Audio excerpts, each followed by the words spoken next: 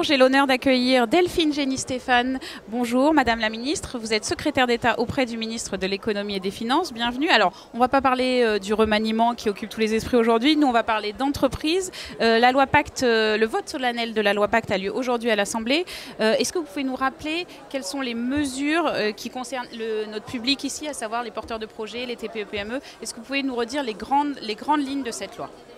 Alors, cette loi Pacte, elle est très importante parce qu'elle vient compléter la politique du gouvernement en faveur de l'activité économique et des entreprises et de l'emploi. Elle a été construite avec des entrepreneurs, donc en allant vraiment chercher les histoires, les problèmes du terrain. Et il y a donc une série de mesures qui visent à suivre le parcours de l'entrepreneur tout au long de la vie de son entreprise. Donc, on a des mesures de simplification pour la création des entreprises. On a tout l'accompagnement des entrepreneurs au fil de la croissance, c'est-à-dire que lorsque vous commencez à embaucher et que vous passez de 8-9 personnes à 10-11 personnes, vous avez de nouvelles obligations, puis à 15, vous avez de nouvelles obligations. Là où souvent on dit qu'on est un peu pauvre. C'est les effets de seuil qui, en fait, retiennent les initiatives. Et donc ces effets de seuil, nous allons les gommer, nous supprimons et simplifions drastiquement les seuils et nous gommons les effets de seuil en donnant 5 ans aux entrepreneurs pour s'adapter. Et puis il y a une série de mesures en faveur du financement, de l'innovation, donc tout ce qui projette l'entreprise dans le long terme, dans son développement, la capacité à investir. Et enfin, il y a le fait d'avoir des entreprises qui sont plus justes, donc avec un partage de la valeur au sein des entreprises, un positionnement et un rôle des salariés au sein de l'entreprise qui est rénové et qui est renforcé. Très bien. Alors là, on passe l'étape de l'Assemblée. Maintenant, le texte part au Sénat. Quel est le timing pour vous? Quand est-ce que vous espérez une mise en place effective? Et puis quand est-ce qu'on vous espérez voir les premiers effets surtout?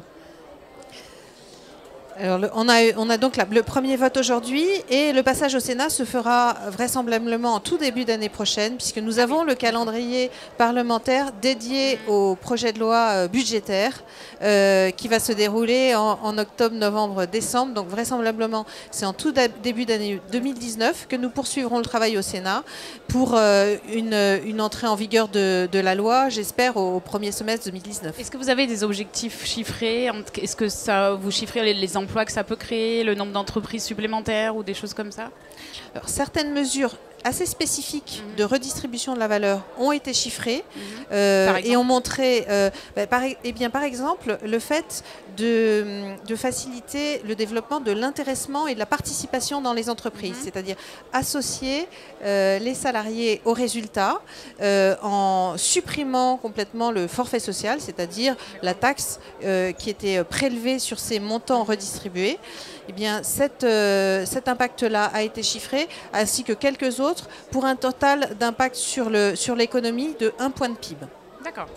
Et donc là, on parle beaucoup de simplification, etc. Il y a beaucoup d'efforts affichés, etc. Est-ce que vous imaginez aller encore plus loin dans un deuxième temps? Est-ce qu'il y aura une loi Pacte 2 ou est-ce que vous imaginez qu'on peut avoir une deuxième phase?